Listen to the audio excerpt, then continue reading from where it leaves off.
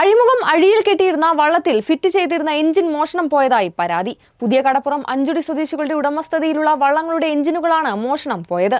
തിരൂർ പോലീസിൽ പരാതി നൽകി ദിവസങ്ങൾ പിന്നിട്ടിട്ടും പോലീസിന്റെ ഭാഗത്തു നിന്ന് ക്രിയാത്മകമായ നടപടി ഉണ്ടായില്ലെന്ന് എഞ്ചിൻ നഷ്ടമായ മത്സ്യത്തൊഴിലാളികൾ പറഞ്ഞു.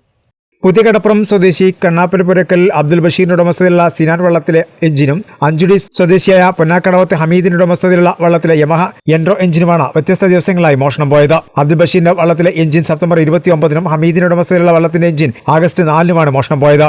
നമ്മൾ പണിക്ക് പോയി ചൊവ്വ പണിക്ക് പോയി വന്നതാണ്. വന്ന് കെട്ടി ബുധനാഴ്ച പണിക്ക് പോയിട്ടുണ്ടായില്ല. വ്യാഴം പണിക്ക് പോകാൻ വേണ്ടി പോയി നോക്കിയപ്പോൾ സാധനം കാണാനില്ല. Engine 9 engine. പോലീസ് അതിനായിട്ടുള്ള എന്തെങ്കിലും നടപടി എടുക്കുക, അത്ര തന്നെ പറയാൻ. പടിഞ്ഞാറക്കര അഴിമുഖത്താണ് ഇവർ മത്സ്യബന്ധനം നടത്തുന്നത്. അഴിമുഖം അഴിയിൽ കെട്ടിയിട്ട വള്ളത്തിൽ നിന്നാണ് എഞ്ചിൻ അഴിച്ചുമാറ്റി മോഷണം നടത്തിയത്. വ്യാഴാഴ്ച പണി കഴിഞ്ഞ് വന്നു. ശനിയാഴ്ച പണിക്ക് പോകാൻ സമയത്ത് അവർ പോയപ്പോൾ അവരെ എഞ്ചിന് തോണിയിൽ കാണുന്നില്ല. 9.9 എഞ്ചിനാണ്. 1,30,000 രൂപ ചിലവാണ്.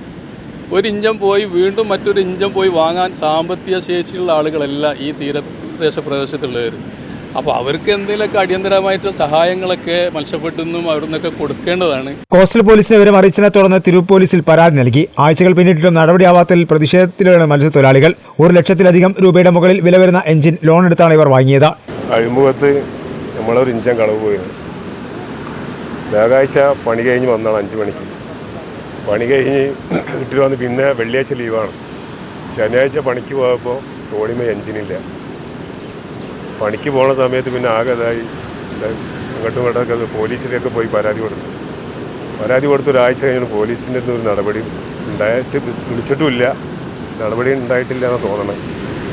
പിന്നെ ഒരു പ്രയാസമുള്ളൊരു കാര്യം എന്ന് പറഞ്ഞാൽ നമ്മൾ 1,10,10 റുപ്യ എഞ്ചിന് ഭയങ്കര വിഷമമാണ്. അതിൽ 14 അടവടിച്ച് 6 അടവ് പെൻഡിങ്ങാണ്. ഭയങ്കര പ്രയാസത്തിലാണ്, ബുദ്ധിമുട്ടാണ്. പണിക്ക് പോകാനും കഴിയുന്നില്ല.